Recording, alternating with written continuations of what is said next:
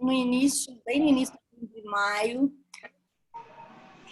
procurou uma emergência no Rio, disseram que tinha uma manchinha no pulmão, começaram uma azitromicina. Ele apresentou,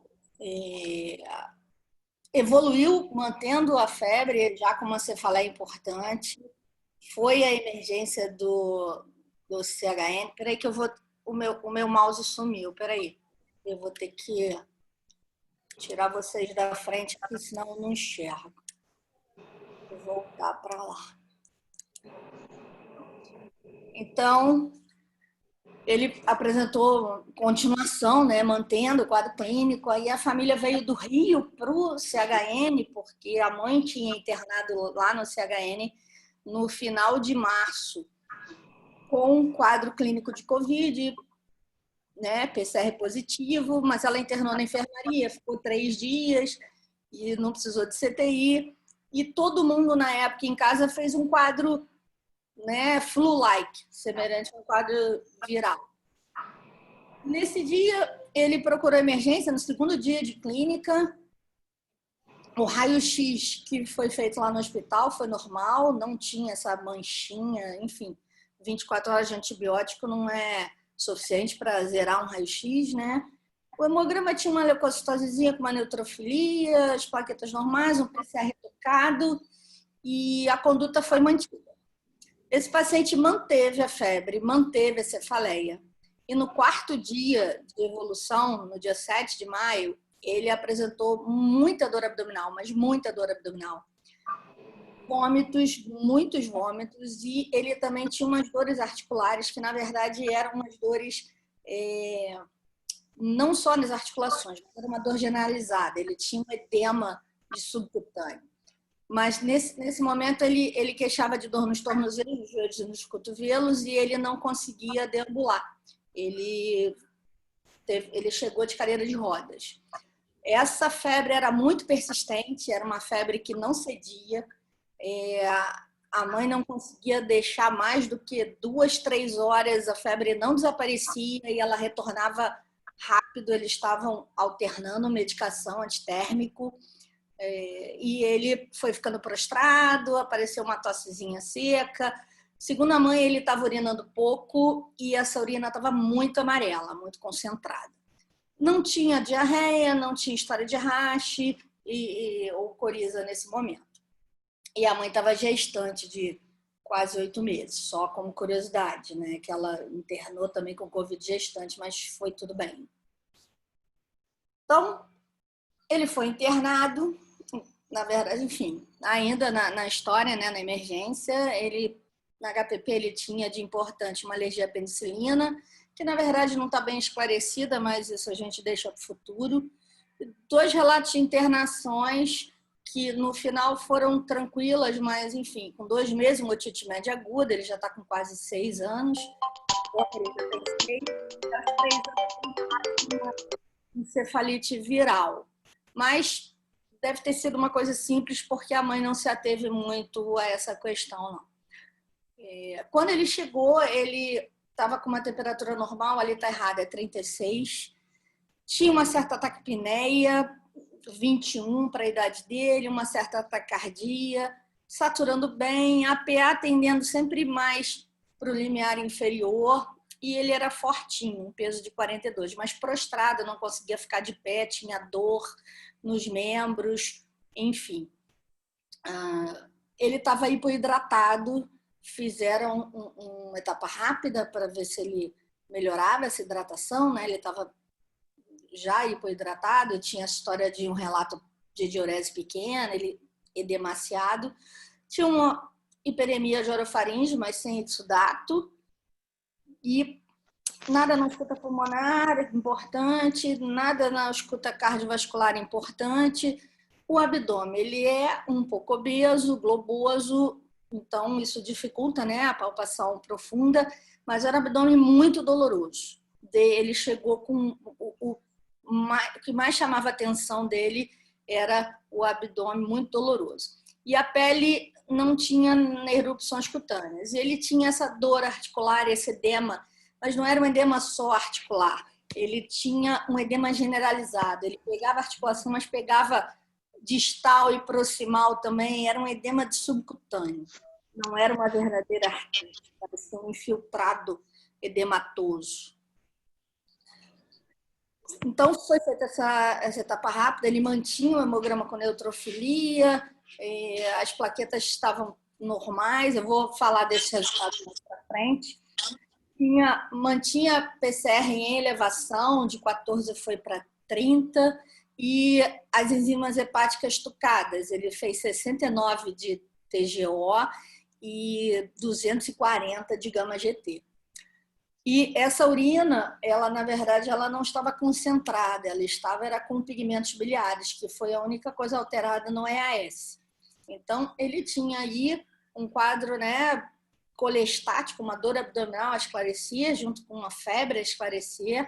E como ele tinha muita dor, ainda na emergência, foi feita uma TC de abdômen, antes dele subir para a enfermaria, que mostrava uma vesícula hidrópica, né, de paredes espessadas, talvez uma lama biliar, um ligeiro aumento do fígado, muitos linfonodos mesentéricos e retroperitoneais, que a princípio até essa história de febre, a oncologista sugeriu até pensar em arbovirose e, num segundo momento, até em algum diagnóstico oncológico.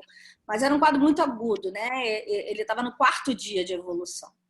Tinha um discreto espessamento do seco com uma distensão líquida de ilho terminal. Quer dizer, ele estava retendo líquido, não só, né, no subcutâneo, ali no abdômen. Em algum momento ele fez até uma ascite. E as bases pulmonares eram livres, que a gente já se perguntou logo isso, né? Ele foi então internado, encaminhado para a enfermaria. Algumas horas depois, ainda chegando na enfermaria, pouco tempo depois, a mãe chamou que ele tinha aparecido com umas lesões cutâneas hiperemiadas, maculares, que se disseminavam em rosto, mãos, braços. Tinha um certo edema labial superior, ficou uma suspeita de algum processo alérgico, apesar dele estar só medicado ali com soro e antitérmico, mas tinha essa história de alergia prévia, enfim. E ele todo hiperemiado, um dos diagnósticos, né, com placas, poderia até ser uma urticária, mas enfim. Uma odinofagia, aquela garganta ali hiperemiada, e a tosse seca. Saturando bem. Nesse momento ele estava mais taquicárdico, mas ele já estava febril, como a mãe falou, essa febre subia frequentemente. E o plantão fez um antistamínico, chegou até a fazer um corticoide, por conta que as lesões já começavam a ser vertiginosas, intercalou antitérmico, enfim, conduziu. Né? No dia seguinte de manhã, no D5, ele já apresentava um quadro mais intenso ainda, além do que já foi relatado. Ele tinha uma hiperemia labial, ele tinha uma hiperemia lingual, papilas gustativas, ali as papilas chamando bem a atenção, né? Aquela linha framboesa, e uma hiperemia de palato. Tinha uma hiperemia conjuntival também, sem secreção, sem exudato. Esse edema de mãos e pés, que, enfim, ele fez edema de todo o subcutâneo, não só das mãos e dos pés, mas ele tinha edema na perna, nos cotovelos, no antebraço. Ele começou a fazer um edema generalizado. Inclusive, ele tinha até um edema discreto de bolso frontal. E, nesse momento, desse dia para frente, a gente acha que ele fez até uma ascite também.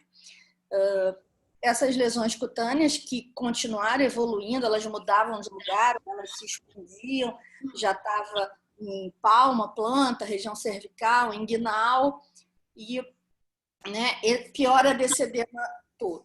Então, a gente juntou as pecinhas e a gente pensou em doença de Kawasaki, que ele fechava os critérios. Então, aqui são algumas fotos da internação, vocês podem ver que lábio hiperemiado, né? A língua, o palato, as lesões cutâneas. Eu estou sem mouse, viu, gente? Por isso que eu não estou mostrando. O tornozelo é demasiado, mas você vê que ele não faz aquela bola, né, da artrite. Você vê que era todo por igual, né? Subia para o tornozelo, para a perna.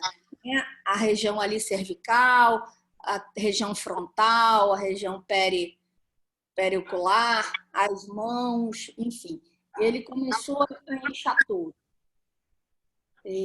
Ainda no D5, à tarde, ele fez um eco que não mostrava nada em coronárias, graças a Deus, e tinha uma lâmina de derrame pericárdico, mas que não foi muito valorizado pelo ecocardiografista, como pode ter em qualquer quadro viral associado. E a gente optou por fazer a dose da imunoglobulina espaçada. Como ele era bem pesado e a dose seria bem elevada, eu não quis fazer numa etapa só, porque ele estava mal distribuído, então isso poderia, né, trazer muito líquido para o vaso e faz realmente uma descompensação hídrica. A gente não costuma ver isso, mas como o volume era grande, a gente optou por, né, vamos fazer isso em 2 etapas, porque eu acho que vai ser melhor para ele. Demorou até a começar a imunoglobulina, porque ele mantinha essa febre, até a febre ceder um pouco, ele foi piorando do rash, enfim, evoluindo com novas lesões, pruriginosas elevadas, mas conseguiu correr a imunoglobulina. À noite, ele estava muito inquieto, ele não parava, ele estava acamado, certo? Ele não deambulava. E todo edemaciado, então ele também não tinha muito posição na cama, digamos assim. Então ele estava bem acamado, isso me preocupou. Irritado e o tempo todo ele não acalmava, com uma dor generalizada nessas articulações, na verdade no corpo todo. E a mãe dizendo que ele estava inchando, enfim, essa frequência respiratória aumentou, a frequência cardíaca manteve alta, a pressão foi tendendo sempre mais para baixinho, não chegou a cair muito não, mas não era uma pressão muito alta, e a gente resolveu associar um corticoide, que até já tinha feito na véspera por causa dessa lesão escutânea, né, que isso também melhorou um pouco esse prurido. E a gente pode associar no caso dos Kawasaki. Na madrugada, ele evoluiu com queda de saturação, crepitação em bases pulmonares, e foi então necessário oxigênio, foi necessário diurético e foi levado foi feita uma tomografia pela manhã e encaminhado para o CTI.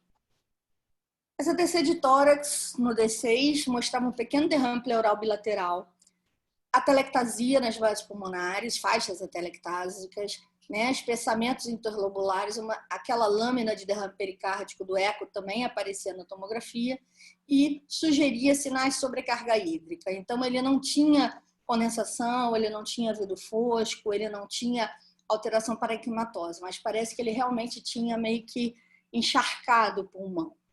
E foi para a UTI, foi monitorizado, feito rastreio infeccioso, que foi todo negativo. Ele tinha um balanço positivo, sim, por isso que ele não urinava direito nesse momento.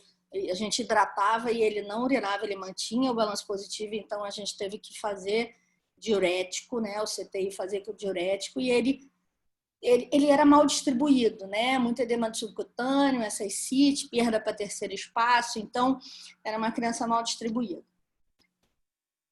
Prostrado, no segundo dia que a gente foi fazer imunoglobulina, quer dizer, na verdade a imunoglobulina correu praticamente em 3 dias, começou na sexta, foi terminado domingo. E sempre hipoativo, irritado, doloroso, aí ele começou a ficar hipocorado, estava em oxigênio, perdendo para terceiro espaço, chegou o laboratório que a gente tinha rastreado novamente e ele teve pioras dos índices inflamatórios. Então, ele tinha 15 mil de dedímero, ele tinha VHS de 50, que foi para 75, depois foi para 120, ele tinha PCR, né, em 30, e algumas coisas me deixaram muito preocupada. Ele fez uma anemia. Em 24 horas, ele teve uma queda de 6 pontos do hematócrito. E ele fez uma plaquetopenia, né? No Kawasaki a gente está acostumado a ver elevação de plaqueta como reagente de fase aguda. E ele tinha um primeiro hemograma lá do D2 com 400 mil plaquetas, um segundo hemograma do D4 com 200 mil plaquetas, quer dizer, estava metade das primeiras, ainda eram normais, mas tinham caído 50%. E o terceiro hemograma, já depois da primeira dose de imunoglobulina, em 99 mil. Então, ele tinha transaminase alterada, uma ferritina tocadinha, um dedímero muito alto, uma anemia, uma plaquetopenia, e com toda essa clínica que eu citei, eu falei, gente, esse menino precisa de um corticoide, ele está muito inflamado e essa imunoglobulina não vai resolver.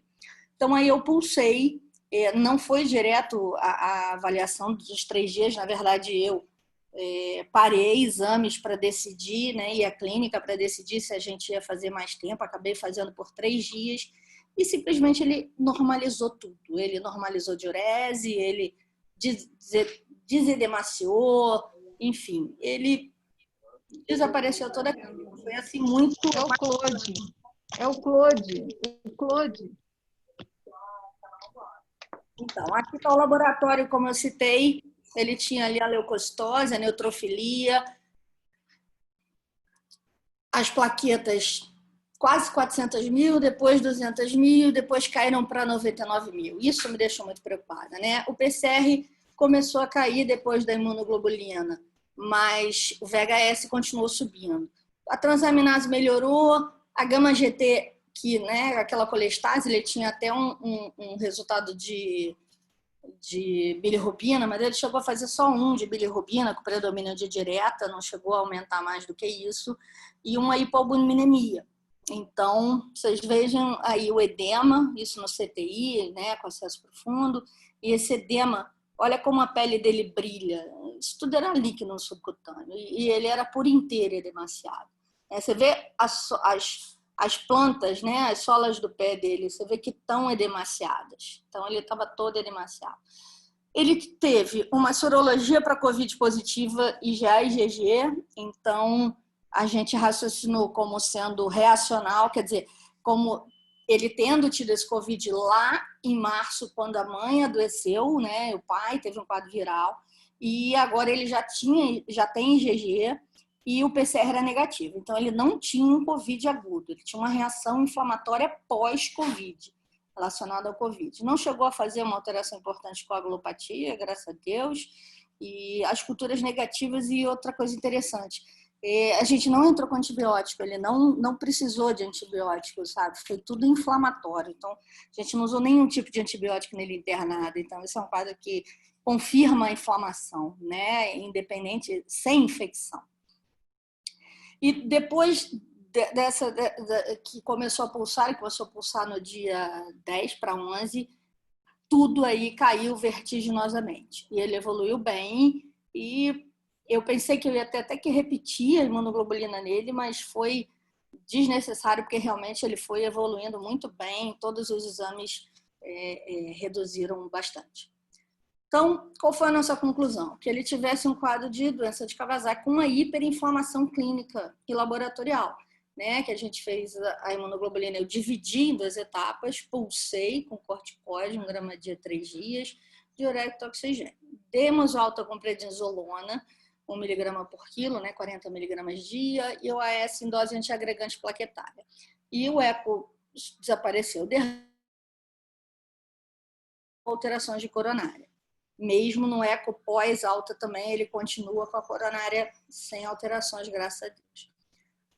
E aí a gente vai entrar um pouquinho em Kawasaki, né? Então, só repassando, Kawasaki é uma vasculite, a segunda maior vasculite mais comum da infância, a primeira é a Raynaud-Schnellheim, e a principal causa de doença cardíaca adquirida em crianças nos países desenvolvidos, nos Estados Unidos, enfim, nos países desenvolvidos, eles, como principal causa de cardiopatia adquirida na criança, é o Kawasaki. Lembrando que no Brasil, nos países subdesenvolvidos e em desenvolvimento, a principal causa de doença adquirida é a febre reumática. 50% dos pacientes geralmente apresentam Kawasaki até os 2 anos de idade, 80% até os 5 anos de idade. É uma doença mais da criança até os 5, 6 anos. O quadro típico, né? Febre por 5 dias, somado a mais 4 de 5 critérios, excluindo os diagnósticos diferenciais, infecciosos, todos que podem se confundir com uma endocardite infecciosa, outros diagnósticos sépticos, enfim. Não tem uma causa conhecida, é uma causa desconhecida, mas existe um gatilho infeccioso, né? A maioria dos pacientes tem um quadro respiratório até 30 dias anteriores, já foram descobertos, né? Rinovírus, enterovírus, parainfluenza, vírus sincicial respiratório, adenovírus, coronavírus humano já estava nessa linha dos outros tipos de coronavírus que já existem em circulação há 50 anos. E por isso que essa sazonalidade também, principalmente nos Estados Unidos, esse inverno, primavera, que funciona como gatilho. Então, é um paciente que tem um desequilíbrio do sistema imunológico por um gatilho infeccioso. Também é chamada de síndrome mucocutânea ganglionar, ela comete todas as raças, não é uma doença exclusiva do japonês, mas ela é muito mais comum no Japão, ela foi descrita pelo Kawasaki, né? Médico Tomokazu Kawasaki, em 66, 67. Então, a gente fez recentemente 50 anos da descrição dessa doença e a gente tem visto cada vez mais, e agora teve esse boom, né, esse surto de Kawasaki agudo no mundo. É muito mais comum no Japão e na Coreia, tem aí uns dados interessantes. Não existem fatores predisponentes, existem casos fatais, principalmente no Japão, onde se estuda mais essa doença. E o maior risco dessa doença, a maior complicação, são os aneurismas coronários, que podem chegar a 25% sem tratamento, mas se reduz a 4%, 5% com o tratamento, com chance de cicatrização, digamos assim. E chega a ser responsável por 5% das síndromes coronarianas agudas em adultos jovens, menores de 40 anos, nesses países desenvolvidos. A descrição clássica, né, a doença de Kawasaki clássica, febre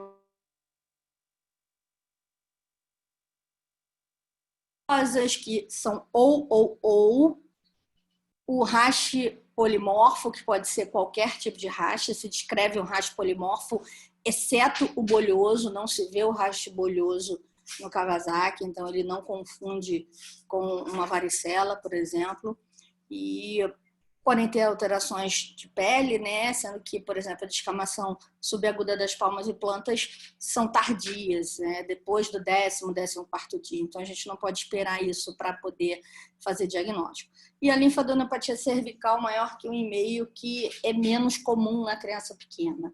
E ele não tinha essa adenopatia cervical, apesar do que ele tinha essa linfadenopatia abdominal. Uma curiosidade.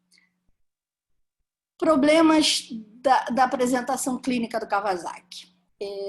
Se todos os pacientes lessem um livro, ficava mais fácil para a gente, né? Então, a gente tem o Kawasaki completo, que fazem todos os critérios, que o paciente lê o livro. Por exemplo, a vesícula hidrópica descrita na tomografia abdominal dele é algo característico no Kawasaki, é um achado de exame muito interessante. Quando eu vi aquilo na enfermaria, eu dei um grito, o pessoal ficou... Falei, aqui ele tem... O Kawasaki incompleto, quando a gente não fecha todos os critérios clínicos, mas além de ter 2 a 3 critérios clínicos, ele tem um VHS, um PCR elevado e mais 3 alterações laboratoriais concomitantes. E o Kawasaki atípico, que ele tem outros sinais e sintomas, como a dor abdominal, como um derrame pleural, uma otite, uma pneumonite, enfim, um quadro que afeta outros órgãos. Lembrando também da encefalite, né? Encefalite asséptica do Kawasaki. Então, o Kawasaki incompleto, vezes atípico, a gente tem alguns critérios que vão usando. Então, VHS com PCR, a gente analisa ali a anemia, tem ali, temos 6 critérios laboratoriais em que a gente pede que tenha pelo menos 3 associados, né, além do VHS ou PCR. Então, anemia, uma leucocitose, as plaquetas, que fazem uma plaquetose, mas lembrando que a gente não pode esperar plaqueta alta na primeira semana de vida, na primeira semana de doença, desculpa. Aumento de transaminase pode acontecer, no caso ele tinha, assim como a gama-GT, hipoalbuminemia e geralmente também tem uma piúria séptica. Um dado interessante aqui, que quando me chamam para ver o Kawasaki, é um dado prático, Eu pergunto, quanto que está o laboratório? Ah, não, tá normal. Falei, não, presta atenção. Eu quero saber quanto. Por quê? E eu quero saber se ele teve exames anteriores.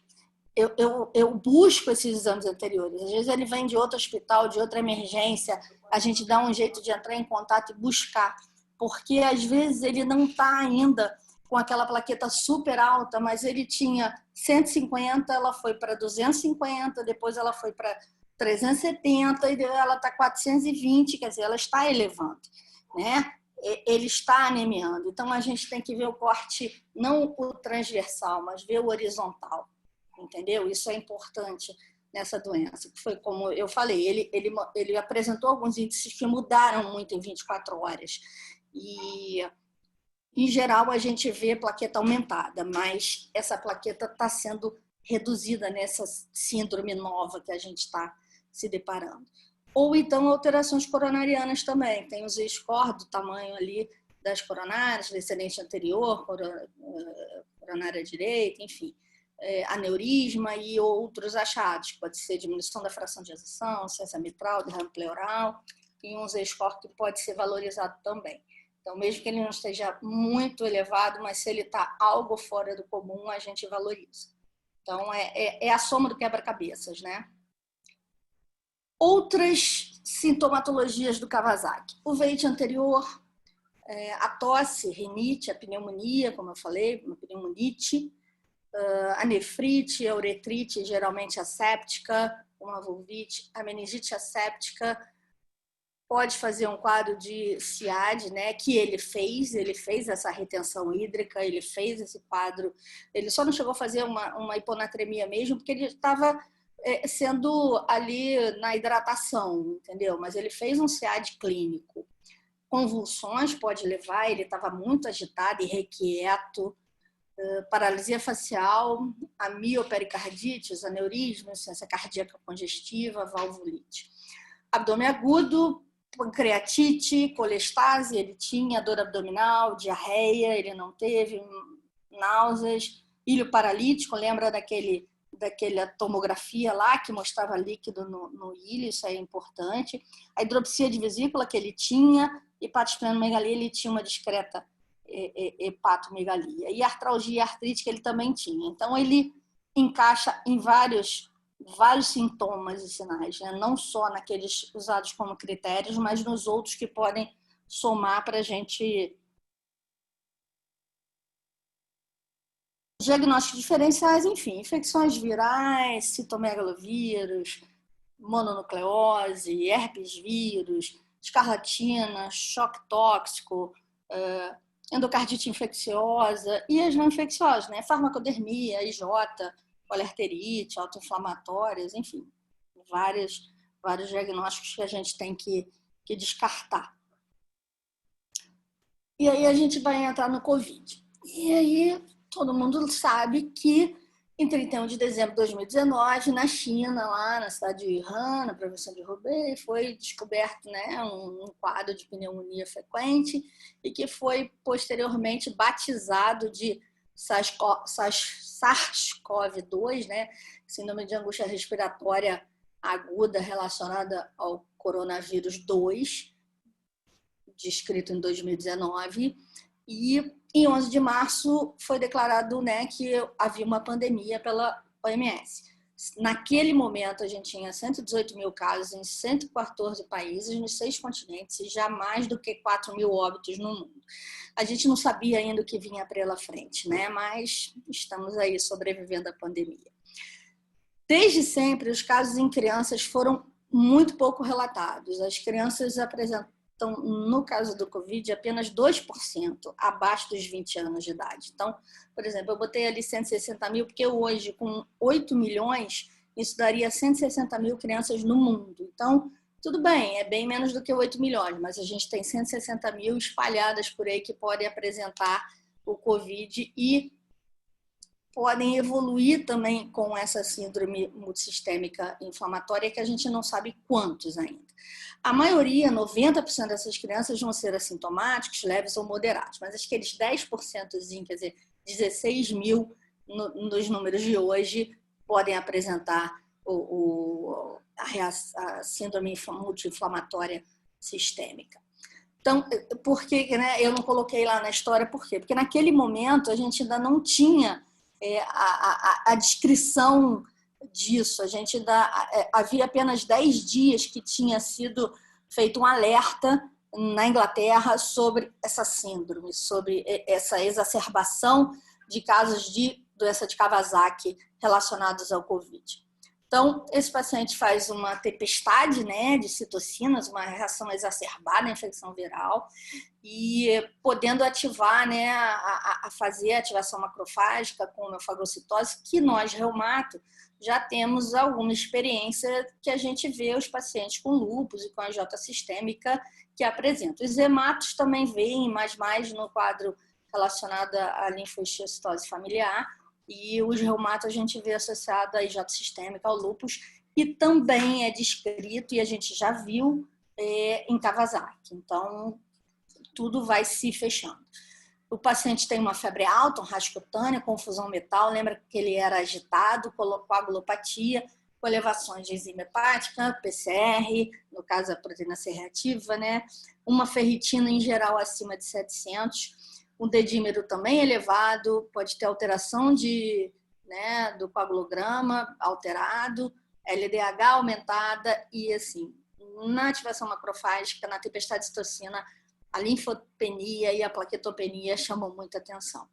Ele não chegou a fazer ferritina acima de 700, mas eu acho que a gente pegou ele ali no pulo do gato, né? Porque ele fez 15 mil de dedímero, né? Reduziu a plaqueta a 25% do que ele tinha, enfim, ele deu bastante sinal, anemia, de que ele precisava ser tratado, que ele estava inflamado, além da clínica.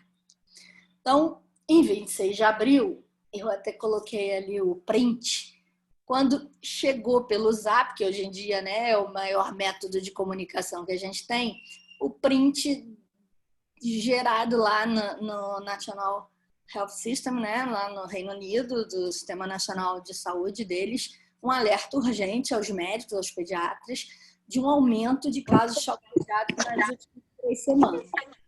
E havia, então, clinicamente, uma sobreposição de síndrome de choque tóxico com um Kawasaki atípico e com parâmetros sanguíneos laboratoriais de um Covid grave.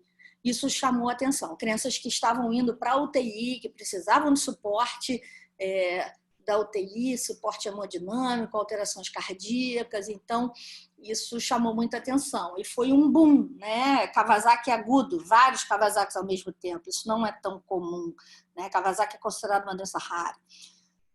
Sintomas incomuns nessa síndrome, que é a dor abdominal, muito intensa, mas muito mais intensa do que a gente vê no próprio Kawasaki, diarreia e inflamação cardíaca. Então, além do risco de aneurisma de coronária, que a gente já está acostumado a ver, que pode acontecer no Kawasaki, esses pacientes podiam fazer inflamação miocárdica, pericárdica, sinais de choque, sinais de insuficiência cardíaca congestiva, né?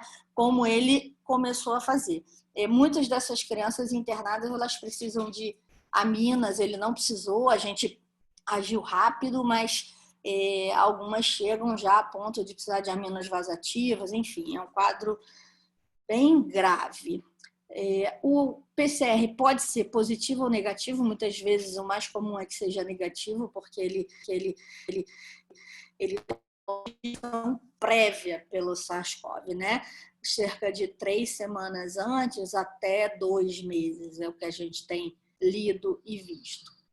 Então, no dia seguinte, a mídia leiga, né, já começou a botar várias coisas, né? Kawasaki, isso é um problema, porque as mães começaram a ligar desesperadas, as que tiveram Kawasaki antes, as crianças, elas preocupadas que pudesse voltar, e enfim, começou ali um estresse. E a gente começou a buscar, né, informações, conversar com os colegas, conversar quem já tinha visto alguma coisa, procurar na literatura.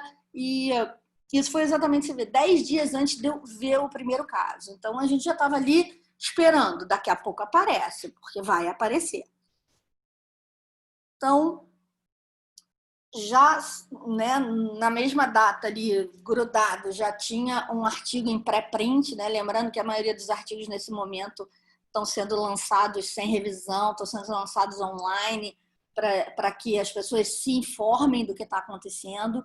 Então, era um relato de caso de um bebê de 6 meses que fez um quadro ali clássico de Kawasaki e que teve um PCR positivo em algum momento, e tinha uma alteração também radiológica, né, numa opacidade no raio-x, não chegou a fazer tomografia, foi tratada normal e evoluiu bem com eco normal, foi tratada, digamos, tratamento usual, imunoglobulina e anti-inflamatório. Fez também todos os critérios. E aí essa doença recebeu o primeiro nome, né, que seria a síndrome inflamatória multissistêmica em crianças, que agora se diz temporariamente relacionada ao Kawasaki. Isso é um dos nomes que ela foi batizada, mas esse conceito ainda está evoluindo. A gente não sabe qual vai ser a sigla final. Então, o paciente inflama, né? Esse sol aí é mostrando que daqui a pouco ele começa, mas daqui a pouco ele vai estar todo inflamado, muito inflamado, e a gente tem que parar essa inflamação. E como foi dado o start por Londres, eu resolvi homenagear Londres e botar essa foto. Então, classicamente, o paciente apresenta uma hiperinflamação, uma tempestade de citocinas do COVID, ele, né, independente nas crianças, a gente já estava vendo também que os pacientes adultos tinham esse relato de tempestade de citocinas. Então, né, todo mundo que já viu uma vez fica preparado para ver outra e começa a se informar e querer engolir os artigos e as informações e trocar para poder a gente entender o que estava acontecendo. Então, dentro dessa síndrome inflamatória multissistêmica, a gente pode ter um Kawasaki completo ou incompleto, atípico, pode ter uma síndrome de choque da doença do Kawasaki, pode abrir uma ativação macrofágica e pode fazer a síndrome do choque tóxico também, né? O paciente pode... as crianças têm sido relatado que elas fazem associação com infecções secundárias. Então, a gente não sabe para que lado esse paciente vai andar, ou até mais de uma coisa associada. Então, a gente tem que ser bem rápido, bem agressivo nessa identificação e nesse tratamento. E começaram a ser descritos, né? Então, na Inglaterra, nessa data ali, 27, 28, 29, 8 pacientes, comorbidade que chama atenção, né? No mundo ocidental, principalmente, a obesidade, não só nos adultos, mas nas crianças também. Esse exantema variada, febre, a conjuntivite, enfim, um quadro que chama muita atenção. Mas com serosite, com dor abdominal, choque cardiogênico, hipotensão e taquicardia, né? Pode ter aumento de troponina, BNP, então um paciente diferente, a gente não está acostumado a ver tudo isso no Kawasaki. E esses pacientes eles adoecem mais graves. Alguns com PCR positivo, outros com sorologia nessa série, e elevação do PCR, procalcitonina, ferritina, triglicerídeo, dedímero, enzimas, enfim, enzimas hepáticas, um quadro completo. Nessa série, um complicou com aneurisma e um foi a óbito por AVC, pós-arritmia e choque cardiogênico. Então, é uma doença que pode ter bastante risco de mortalidade, né?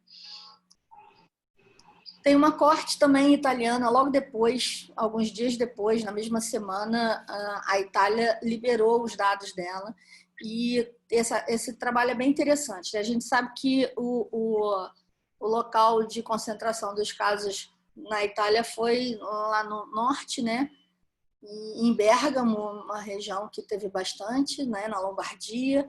E eles fizeram aqui uma comparação de todos os Kawasakis que eles tiveram nos últimos 5 anos, até o dia 17 de fevereiro, ou seja, até começar os casos serem descritos na Itália, e a comparação dos casos de dia 18 de fevereiro até o dia 20 de abril.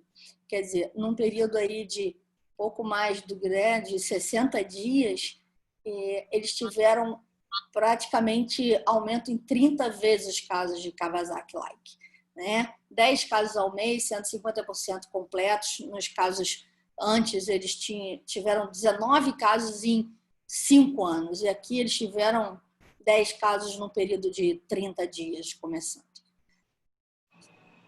Os pacientes dessa síndrome inflamatória multissistêmica, eles são um pouco mais velhos do que os anteriormente descritos, né? Anteriormente descritos variava até 3 anos e esses um pouco mais velhos, 7 anos e meio de média, muitos com ecocardiograma alterado, 60%, comparado com os anteriores, que tinha 2 em 19, então isso dá até um P menor que 0,01, quer dizer, estatisticamente significativo.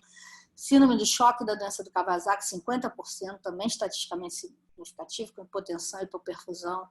50% com ativação macrofágica, aumento de ferritina, você vê todos eles, eu botei o P do lado, então eles são bastante significativos nessa série e com essa clínica já descrita, que a gente já estava aí descrevendo. Então, a plaquetopenia, a linfopenia, a hiponatremia chama atenção. Aumento do edímero, transaminase, LDH. Alguns tiveram PCR positivo nessa série, a maioria, você vê que só 2, né, 20% PCR positivo.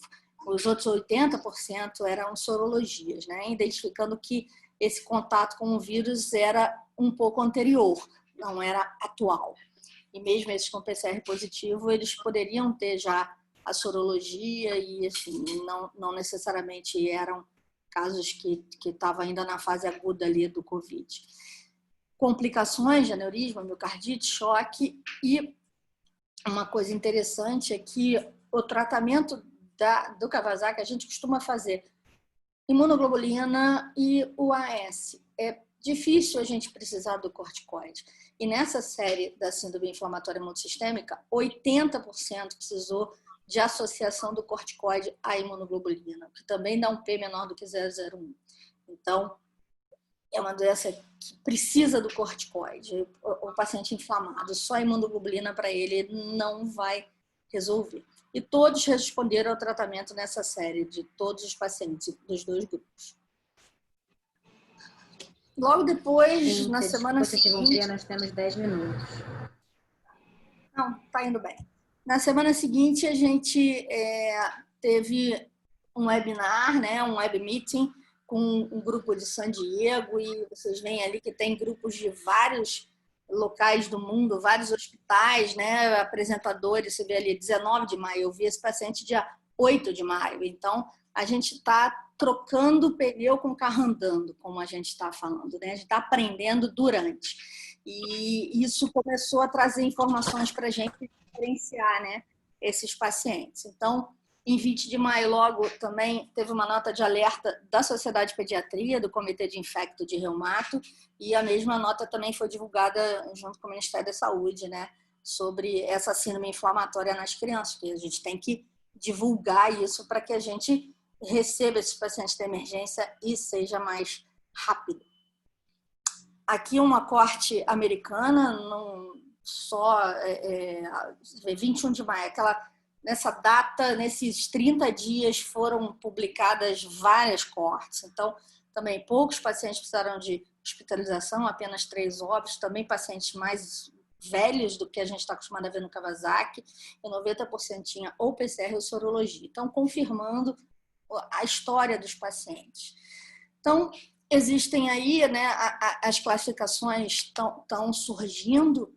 Então, tem a do CDC americano, tem da OMS, que tem algumas diferenciações, mas, enfim, é uma febre num paciente menor do que 20 anos de idade, com associação de outros órgãos acometidos, com evidência de SARS-CoV-2 prévia ou atual, e com muitas evidências inflamatórias, né? Provas de fase aguda, PCR, VHS, fibrinogênio, dedímero, ferritina, a gente tem que buscar. E sempre excluir outros diagnósticos, né? A criança grave, ela tem um leque enorme de diagnósticos. Só para reforçar que a gente tem que lançar a mão do laboratório para nos ajudar, e também radiografia, tomografia, eco transtorácico, enfim, culturas, sorologias, a gente tem que buscar, né, o diagnóstico desse paciente. O tratamento, eu não vou também me estender, mas assim, o paciente que não tem fator de risco, que você enquadra ele como tudo indo muito bem no laboratório e está lendo o livro, tratamento padrão, imunoglobulina, S, inicialmente dose anti-inflamatória, e depois reduz para dose antiagregante e vai controlar com o cardiologista, ecocardiograma e reumatologista. E o paciente que tem um fator de risco, envolvimento cardíaco com ativação macrofágica ou MID-C, né, que é o acrônimo em inglês da síndrome inflamatória multissistêmica, e, além do usual, vai necessitar de corticoide, em geral, 2 miligramas no dia, até 5 dias, com uma redução em 2 a 3 semanas. Tem que avaliar se ele vai precisar repetir, né? Ou se ele vai precisar fazer a pulse terapia, né? Que também é aquela coisa, a gente tem que individualizar o paciente. Só lembrando que, né, os hematologistas foram quem primeiro viram a tempestade de citocinas nessa doença, né? A linfodistiossose hemofagocítica familiar, que está ligada a um defeito genético.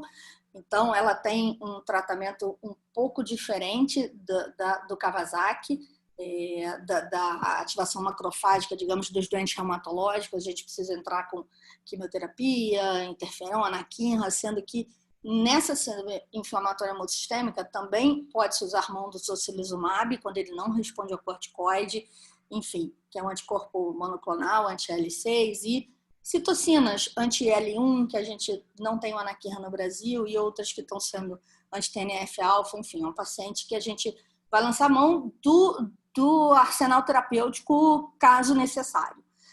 Se ele melhorar com corticoide, melhor. Só para chamar atenção que, por coincidência, sincronicidade, a coincidência não existe, segundo a minha mãe, o Kawasaki morreu cerca de 10 dias atrás. Então, e essa foto aí eu tive que colocar em homenagem aos meus 2 amigos e professores da vida reumatológica. Qual é a curiosidade dessa foto? É que essa foto foi feita no Rio de Janeiro e fui eu que tirei a foto. É uma foto de papel. Então, eu tenho um orgulho enorme de ter assistido o Kawasaki ao vivo e ter tirado essa foto, velhinho. Só como curiosidade. Aqui a foto dele já em casa, bonitinho, já sem rash, já sem agitação e mostrando que, assim, vale a pena o esforço que a gente faz por essas crianças. Eu queria agradecer, já que a Inglaterra, né, como eu falei, que descreveu, assim, deu aviso, na verdade, né, deu, bum, liberou e a partir daí começou a gente a buscar, então, em homenagem, e esperar que logo, logo a gente possa voltar a viajar, né, que eu tô com uma saudade imensa das minhas viagens. Obrigada, gente. Excelente. Muito obrigada, Cíntia. Suas aulas sempre muito elucidadoras, muito, muito boas. Gente, a gente tem pouco tempo aí para as perguntas, mas se alguém quiser fazer alguma perguntinha, aproveitar, fique à vontade. Estamos à disposição para... Estou abrindo aqui o chat para ver. A Valéria é suspeita, minha amiga, ex-aluna, parceira. Muito parabéns aqui. Falam da morte do Kawasaki, já estavam falando realmente antes mesmo de você citar. Porque foi agora, né? Na verdade, foi divulgado na última semana, mas ele já... Parece que ele morreu uma semana antes, uns dias antes. Eu não consegui achar o motivo, mas ele tinha 95 anos, né? Então... Viveu bastante, né? Graças a Deus.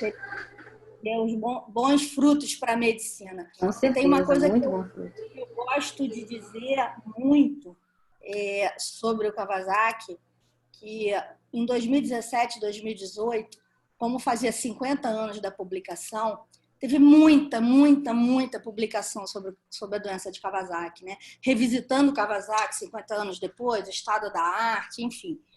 E se a gente for parar para pensar, a descrição original do Kawasaki não mudou. Os critérios que ele descreveu continuam válidos. Permanecem, exatamente. Permanecem. Então, assim, ele, né, foi fantástico na descrição dele, né? Do que valoriza como critério e do que dos outros sinais e sintomas que fazem parte, mas que não entram como critério, né? Então, não modificou aqueles 6 critérios. Eu acho isso, assim, fantástico, né? Isso, o médico de antigamente, né? O médico clínico.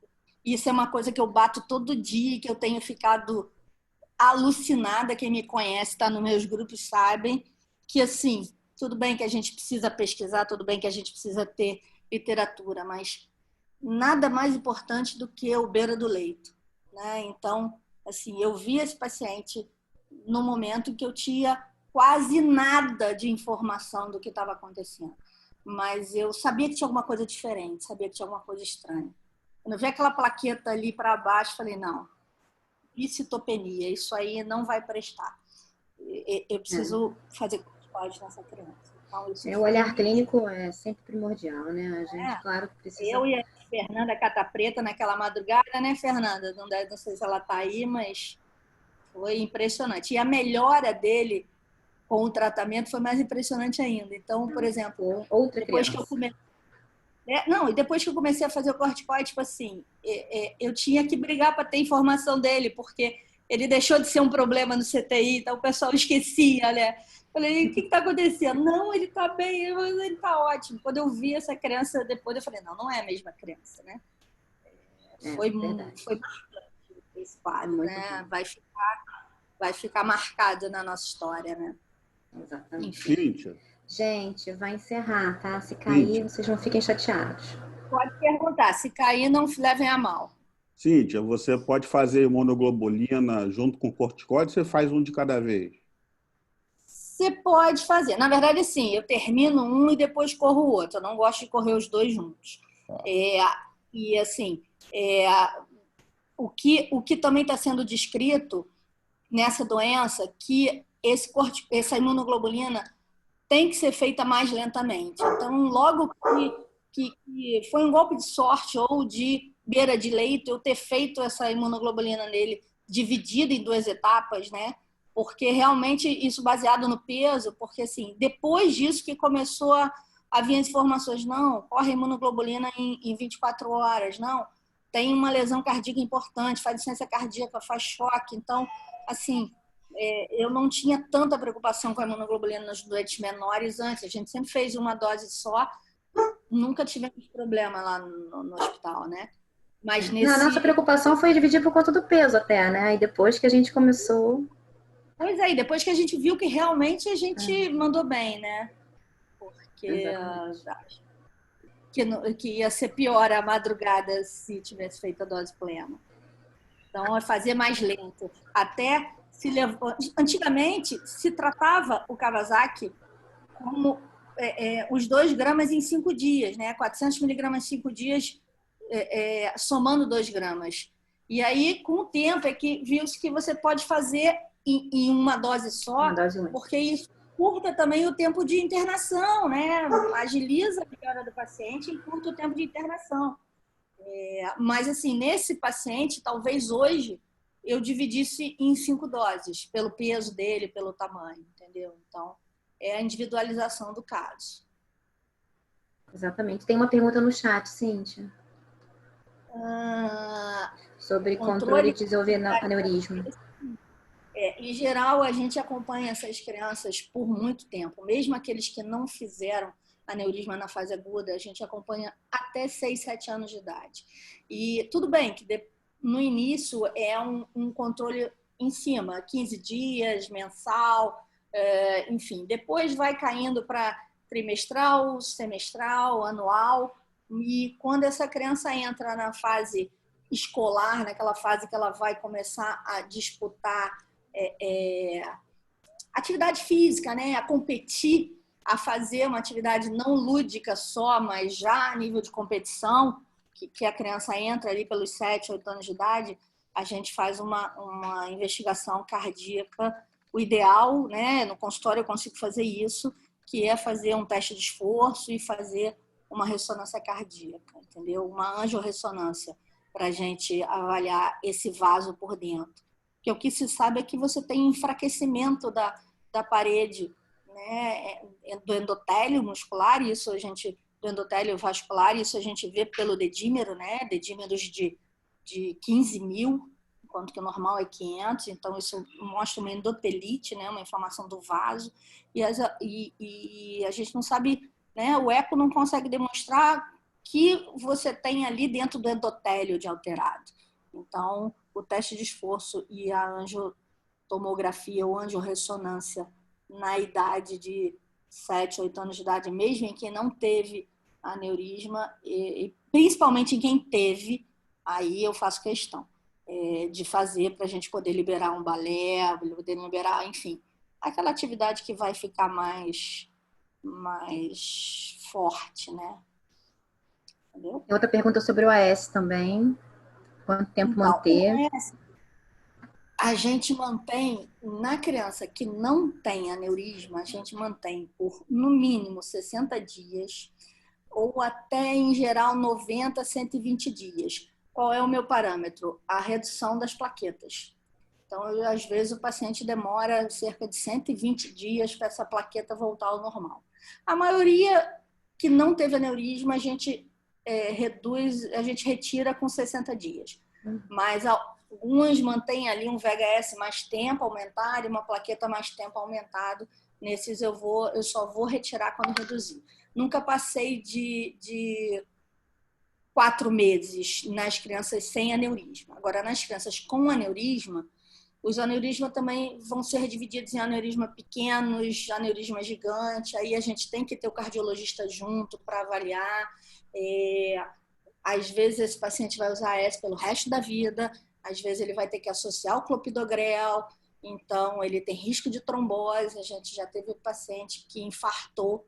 Eu pessoalmente não, mas eu já vi casos de colegas, né, amigos que infartaram, já acompanhei, já vi. Então, assim, quando retiraram o anticoagulante, deixaram só AS, enfim, o paciente infartou. Você imagina, um infarto é grave em qualquer faixa etária. A gente sabe que quanto mais cedo infartar, pior, porque menos colateral a gente tem.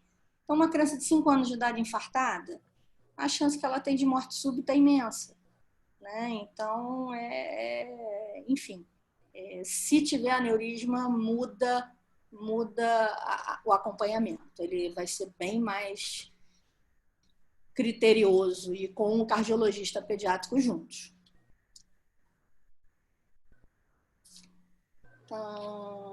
Então, uma pergunta aqui de correlação entre sintomática e assintomática e o aparecimento da síndrome. É o Mauro. Então, eu não tenho visto Covid nas minhas crianças. Eu não tenho tido oportunidade de tratar a doença Covid.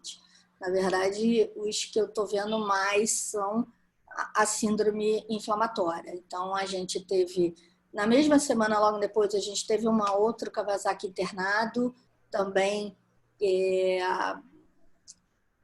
mas não chegou a fazer a síndrome inflamatória. Essa semana, a emergência internou outro no CTI na quarta-feira, que foi para a enfermaria ontem e evoluiu bem. A gente teve uma outra também que veio da aeronáutica. Foram 3 no total. Então, foram 3. Aqui no CHN, até o momento, foram 3. No Icaraí, eu ainda não sei. Pelo menos eu não fui ver ninguém ainda. Mas, às vezes, o CTI manipula, né? Então, não significa que não. E vários serviços pelo Grande Rio, as pessoas têm visto. O AS, então, sobre a bomba de próton.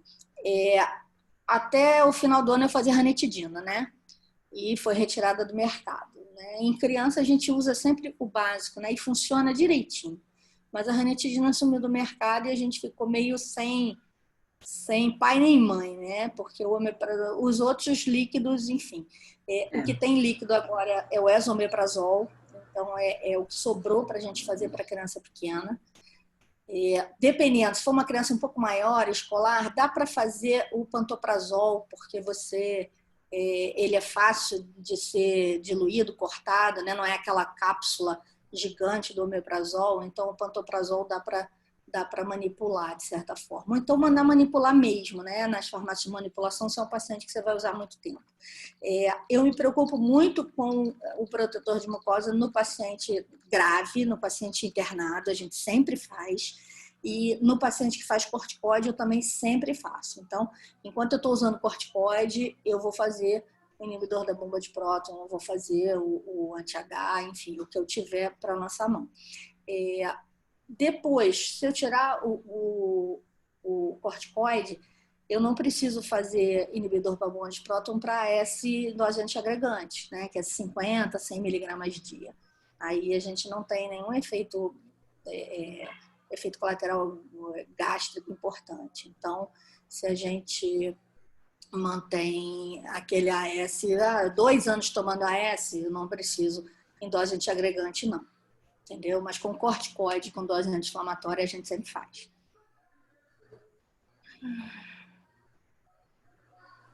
Então, Flávia, a gente sabe bem, você faz os meus ecos, né? O problema é que a imunoglobulina ela reduz, né, de 20 a 25% para 4 a 5%. O interessante é que, às vezes, o paciente mantém atividade inflamatória, mesmo se clinicamente está bem, a gente repete a imunoglobulina, né? Eu já tive a oportunidade de repetir a imunoglobulina, às vezes, 1 mês depois que o paciente mantinha atividade inflamatória laboratorial, ele tinha aneurisma, eu botei para dentro e fiz a imunoglobulina. Então, assim, na verdade, o meu critério para fazer imunoglobulina é diagnóstico e clínica ou laboratório, né? A gente hoje em dia não espera, 10 dias já passou, não.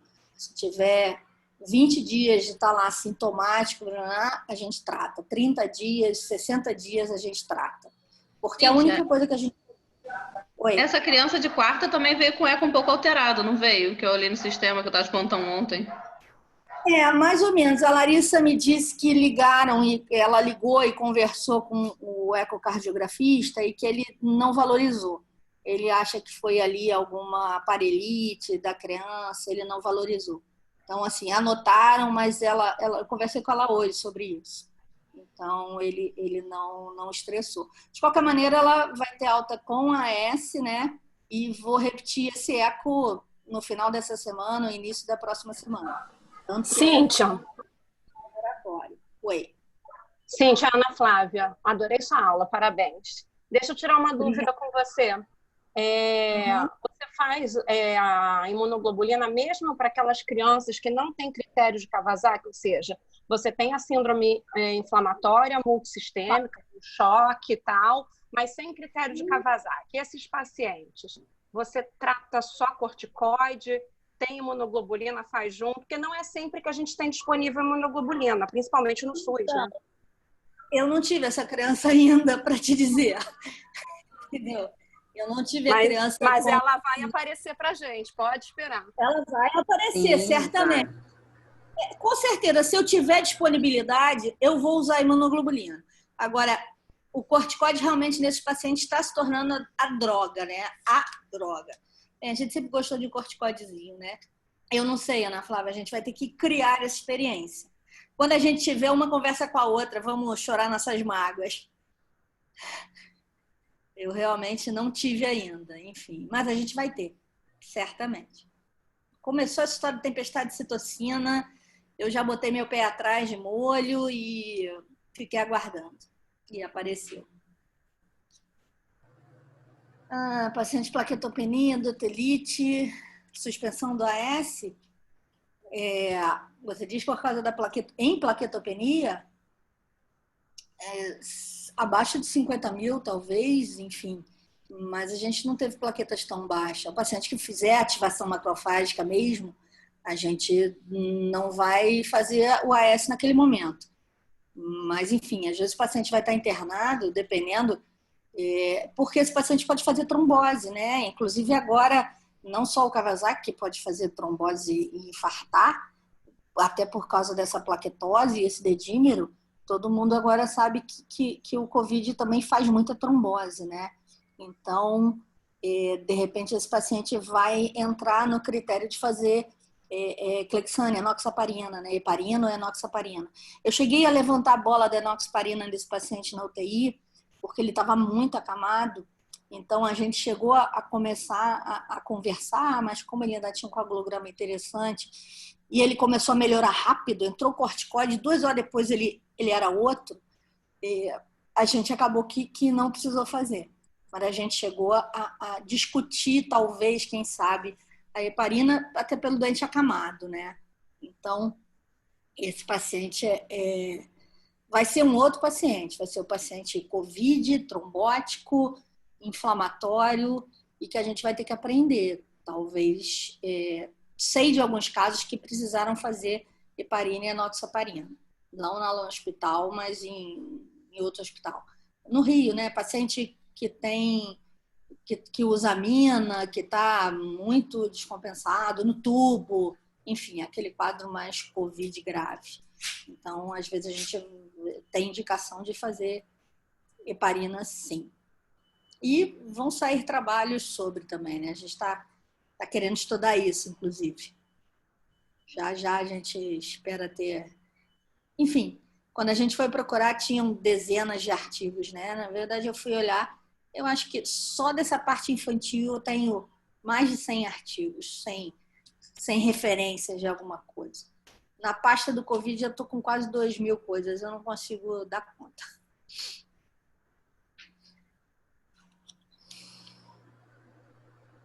E aí, gente? Vai até acabar? Até cair? Acho que Se cair, não... Se cair, achei não que fosse ligue. cair, não caiu, tá vendo, olha? Às vezes a gente ganha um tempo Presa. extra. Eles são bonzinhos, querem cativar o cliente. Exatamente. Deixa, Ivete. Oi. Tudo bom? Estou adorando a aula. Deixa eu te perguntar uma coisa. Nesse caso, você fez o corticoide no momento que você viu a plaqueta caindo. Em dose alta. Na verdade, a gente já tinha feito corticoide por conta da pele, daquele prurido. Então, o plantão já tinha feito uma hidrocortisona na véspera. E antes mesmo de eu ter ideia do que dessa plaqueta, desse laboratório, porque na verdade foi a plaqueta do dia seguinte, ele tinha muito prurido, ele estava muito inflamado. Assim, quando eu vi o paciente, eu intuí que eu ia ter que usar corticoide. Inclusive, eu fiz corticoide nessa madrugada, antes dele afundar, eu fiz 2 miligramas por quilo. No caso, na verdade, 1,5, né? Eu fiz 60 miligramas. Então, é um doente que pede corticoide, entendeu? Não, antes mesmo da... Isso que eu ia te perguntar. Agora, assim, passado o caso e você avaliando, qual que você acha que teria sido o melhor momento de ter feito a pulso, de ter começado a pulso para um paciente como esse? Eu acho que nele, por sorte, foi tudo encaixadinho. Correto, né? Na verdade, eu acho que ele poderia ter feito a pulso um dia antes, mas pelo único senão, que era Dia das Mães, em vez de ir de manhã, eu fui à noite. E aí a gente... Dani, vamos fazer o corticoide? Vamos fazer a pulso? Ela, eram 10 horas da noite. Ela, Cíntia, vamos fazer amanhã de manhã, que é melhor, né? Para controle e tal, a gente monitorizado. Falei, tá bom, então faz 60 miligramas, igual eu fiz outro dia. E aí fez 60 miligramas à noite e de manhã cedinho entrou com a pulso, 8 horas da manhã. Então, ele já respondeu. Então, talvez eu pudesse ter feito 24 horas antes, mas isso, graças a Deus, não contribuiu para nenhum dos...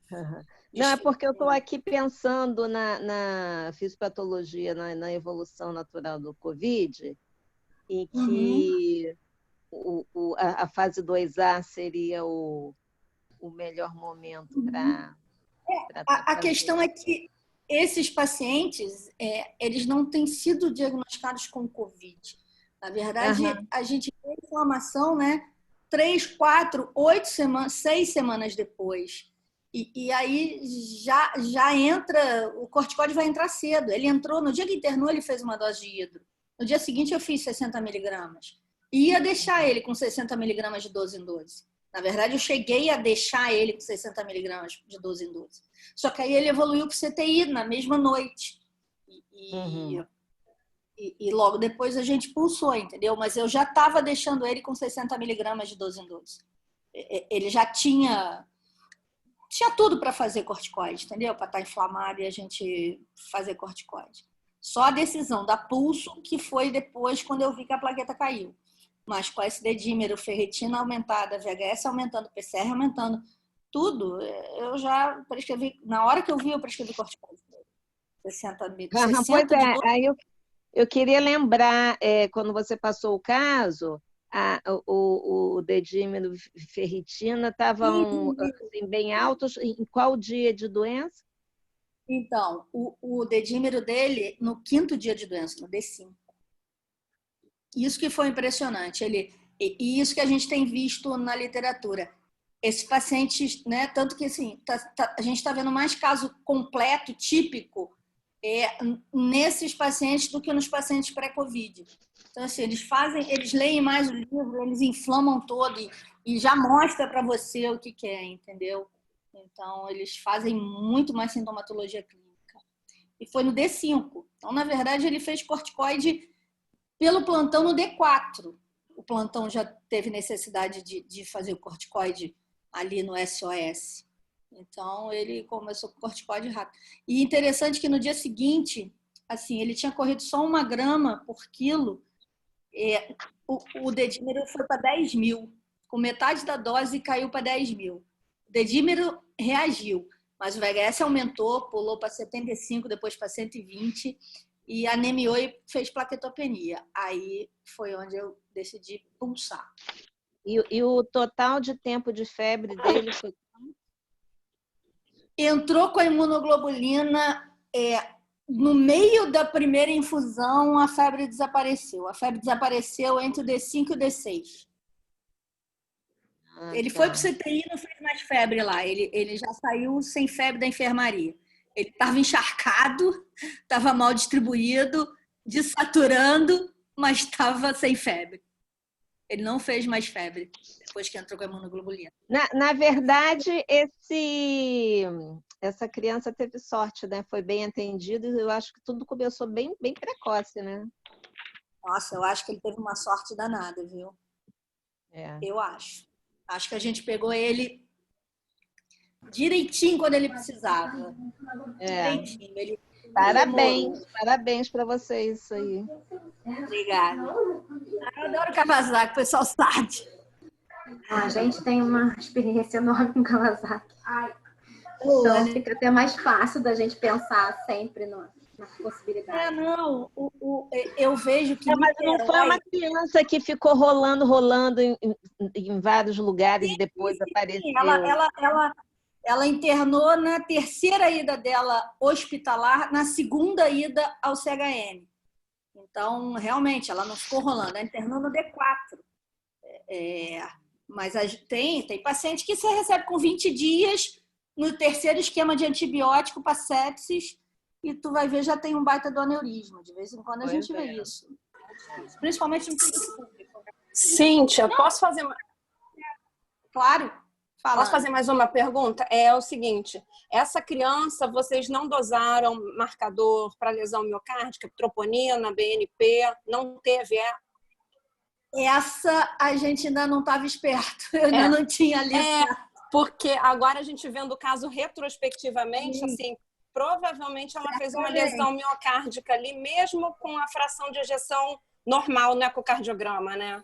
Não tenho dúvida que ela fez hipotensão, ela fez uma carga, não tenho dúvida. A CPK eu fiz, porque eu faço para todos.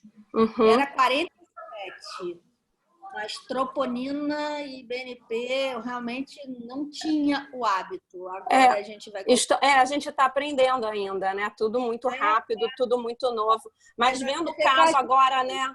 Agora, depois que a gente está estudando, que a gente tem visto outras crianças, esse paciente provavelmente fez uma miocardite ali naquela fase dele mais inflamado, né? Porque ele ficou congesto, ele fez edema pulmonar, né? não tenho a mínima dúvida que ele fez uma lesão miocárdica. Mas a CPK não alterou. Agora, a troponina e o BNP, que seria interessante se a gente realmente, no dia 8 de maio, ainda não sabia nada. Sim. Essa não... Sim, é um desafio para todo mundo. Você vê, olha, eu dei alta nele dia 14, 15, quer dizer, tá fazendo um mês. Sim. Né? Uns 30 dias, o quanto que a gente já... Foi praticamente junto com o alerta, né, Cíntia? Exatamente, foi que logo menino... depois. No dia do alerta, eu me lembro que naquela semana a gente começou a perguntar no grupo de reumatopediatria. Alguém já viu? Alguém já viu? Alguém já viu? Aí, uma semana depois, né, 10 dias depois, aí a gente começou a trocar, e outros também já estavam começando a ver, e aí a UERJ apresentou 3 casos também esses dias. O Léo deu aula sobre isso, né? Tem 2 semanas pela SOPERJ. O Rodrigo Mulan, que está na UERJ, vai fazer uma live sexta-feira agora também, da UERJ, do Pedro Ernesto. Então, eles tiveram alguns casos, também tem uma experiência. Então, estão criando, né? É um paciente que com você já vai estudar e já te dá uma experiência lá. Não, mas paciente... o importante é isso, a gente dividir as nossas experiências, né? Aliás, parabéns para a Cristine aí também, né? Que organizou a sessão. Porque a gente precisa disso, trocar experiência. Gente, o diagnóstico dessa quarta-feira agora foi porque eu já tinha assistido uma aula maravilhosa sua na sessão dos residentes. Foi basicamente por isso. Tem 2 semanas a gente fez uma sessão do caso dentro só do grupinho. E aí a Cristina disse, poxa, vamos fazer uma aula e vamos abrir? Falei, dentro.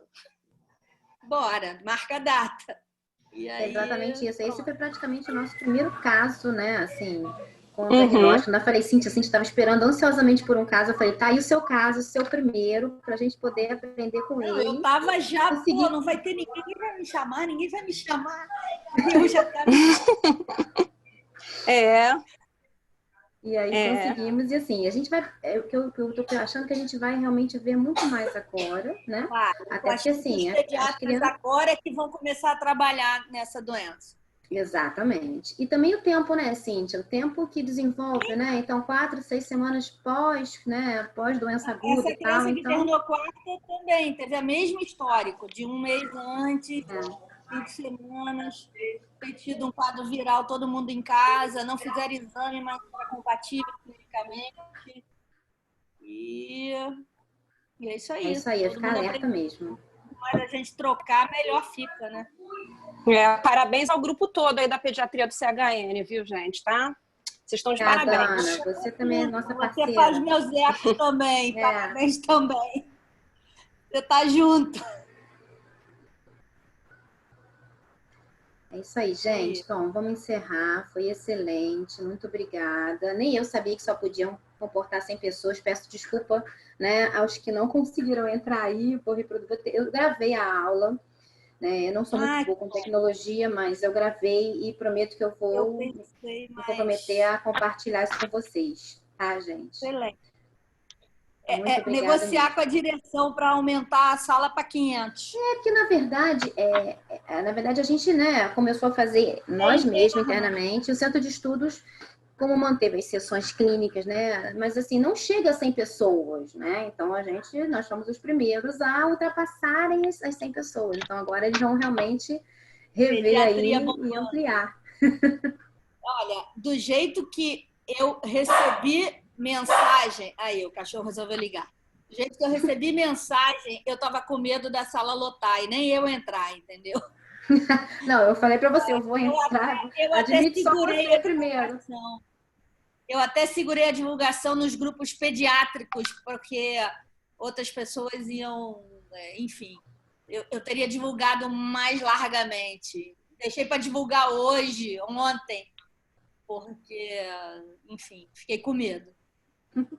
Mas isso é bom, é bom. Mas isso é bom, isso é ótimo. Isso dá estímulo para a gente estudar mais e preparar outras aulas e conversar, né? Eu adoro discutir casos, né, Cristina? Você sabe. Eu também. Então, a gente, né? Desde sempre, né? Falando e discutindo. Rapidinho. Tá. A aula gravada, como é que pode ter acesso? Pois Depois, eu vou ter que buscar saber e eu passo para vocês. em alguma plataforma, pode deixar que a gente divulga. Ok. Tá bom, gente. Muito ótimo. Falar Um com beijo. vocês. Beijo, gente. Obrigada. Boa noite. Obrigada, Tchau. gente. Vamos continuar. Beijão, boa noite. Tchau, Cíntia. Valeu. Tchau, Renata. Beijo. Obrigada, Renatinha.